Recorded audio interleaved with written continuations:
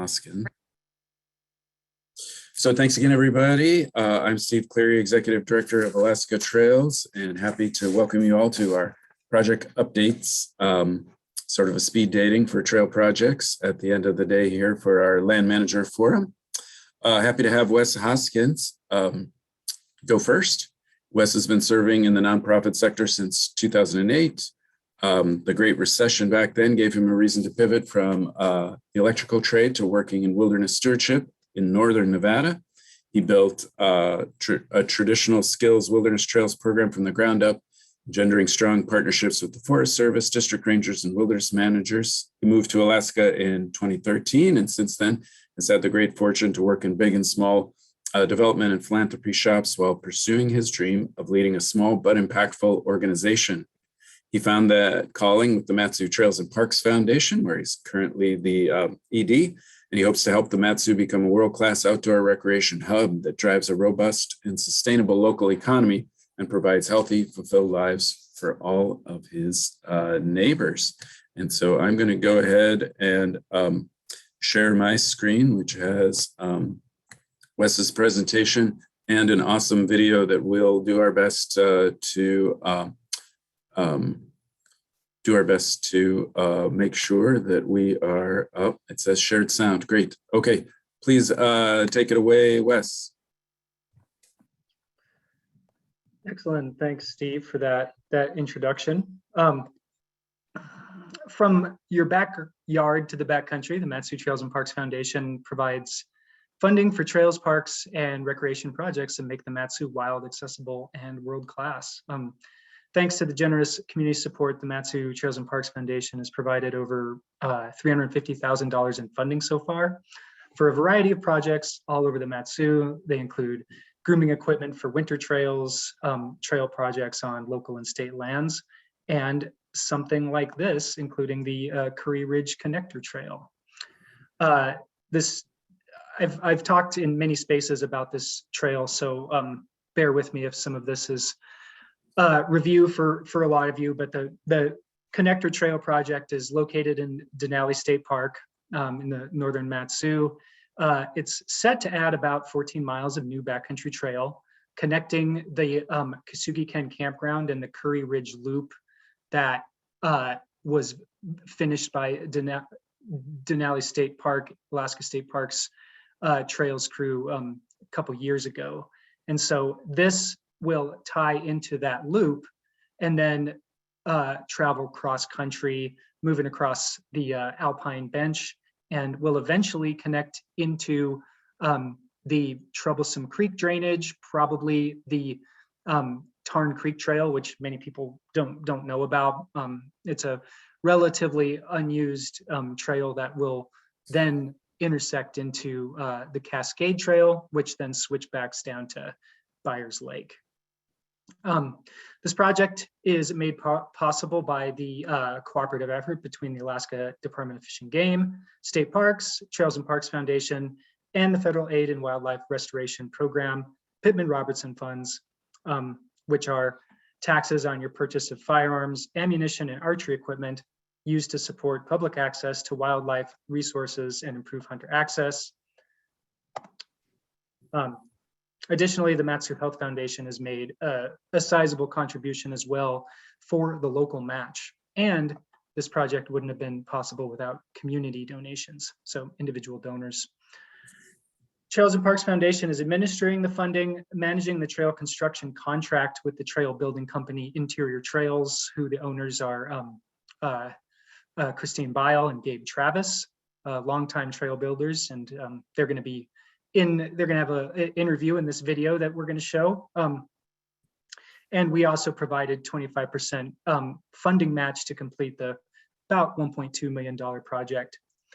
We're in the second year of a 3-year agreement. Gabe and Christine from Interior Trails surveyed the trail last year, and this year they hired an 8-person all-Alaskan crew to shape tread, build boardwalk across wetlands, build rock steps. You can cycle through these. Yeah, sorry. Yeah, no, just showing, cairns, rock steps. You can go forward. And cut out tread. and hardened stream crossings. If you go back to that map, Steve. Yeah.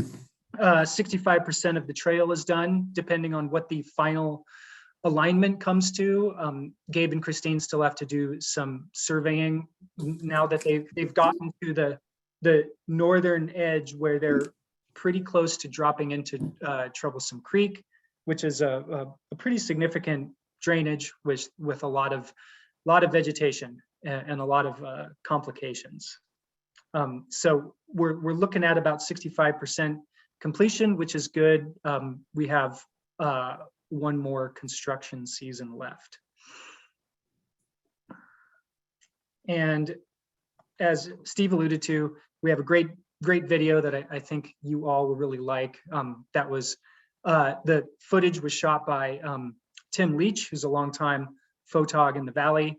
And then it was edited and put together by Taylor Raftery, our very competent and skilled donor relations officer with the Trails and Parks Foundation.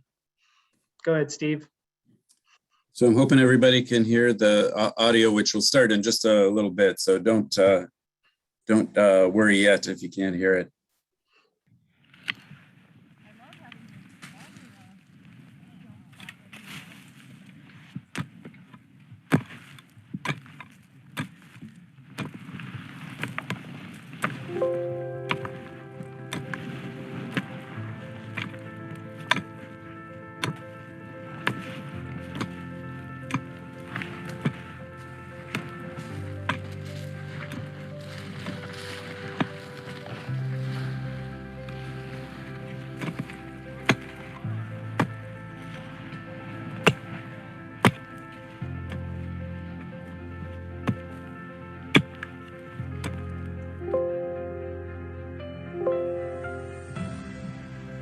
I kind of knew that I wanted to be here without ever setting foot here before, and I feel like we're doing something special. I think we obviously are, because you guys are here. We've hiked a lot of trails in Alaska, and I think this is one of the, if not the best built trail in Alaska. I'm Gabe Travis. I live in Healy, Alaska, off of Stampede Road. I'm Christine Bile, and I live with him. We own Interior Trails, so we design and build trails and do consulting work around trail design and construction and teach technical trail trainings. But so yeah, we've been bushwhacking in Denali State Park for A long time. for work since at least 2011. We've got a really capable group of people working who are really motivated. And who really love the park. I mean, Yeah. you know, you wouldn't do this job if you didn't love being out here. And a lot of the Yeah. people on the crew have a history with Denali State Park in particular, or Alaska State Park. They're pretty aware that this is a once in a lifetime kind of a opportunity. You don't get to build trail in pretty much untouched ground, 15-mile long trail. Almost nobody gets to do that. The fact that it's non-motorized and it's this long. And it's hand-built. Yeah, And hand-built. it's remote access. With Yeah. with such remote logistics is pretty rare in the state. I don't know of another project ever that's happened like this, especially by a private company with a nonprofit. National Park Service has built some long trails all over the country, but this is a pretty unique thing as far as we know of in Alaska. This feels like home, and I don't really think of it like I'm coming to work. I kind of think of it like I'm coming home. When you're up here, you know, you develop really close relationships, not just with the crew, but with the terrain as well. Everyone on our crew is an Alaskan, and you know, the saying that small businesses are the engine of the economy is a lot more concrete to me now, because I see like how this federal grant is fueling our business, which is paying wages for a bunch of Alaskans that, you know, really are improving their own lives and livelihoods through it. And we're also, you know, spreading the money around through other small businesses like Tucky Narra Taxi and Northland Lumber, and, you know, other Alaskans and Alaskan businesses. It's been really a cool experience that I didn't really ever anticipate going into it. It's like, oh yeah, wow, look at how that spreads out and actually benefits so many people and so many families in the state. So whether there are, next door neighbors or just the people who live in, in the state we love too, it's a cool feeling.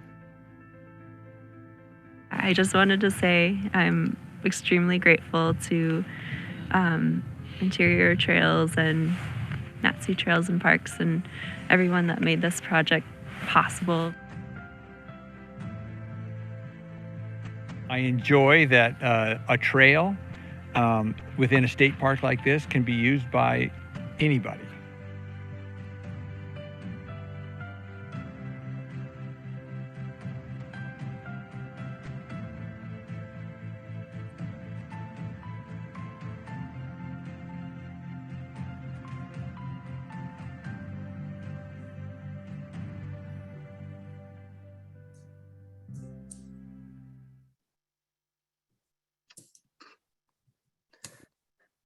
Yeah, I thought great thoughts from Gabe and Christine, talking about how they put the project together and really supported the crew. And they got so much work done and got the best out of that crew in a short construction season in the Alaskan high country.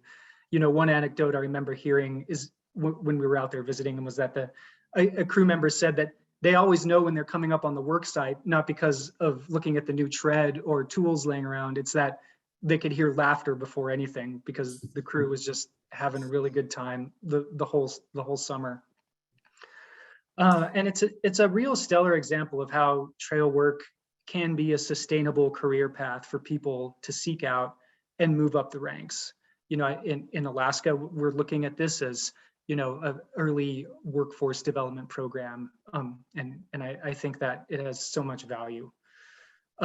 The crew was paid well, they were taken care of, and their work product is a true craft built by craftsmen. And they produced over 9 miles of fresh new trail in a backcountry environment. And I'm probably running over. Last thing I want to say is that shout out to Katie Seacrest and her team. I know Katie had talked previously, but they've been flexible, fair, and responsive throughout this whole project. Check out her program if you're looking for funding, and I'm happy to provide insight into our experience as a PR grantee from our point of view.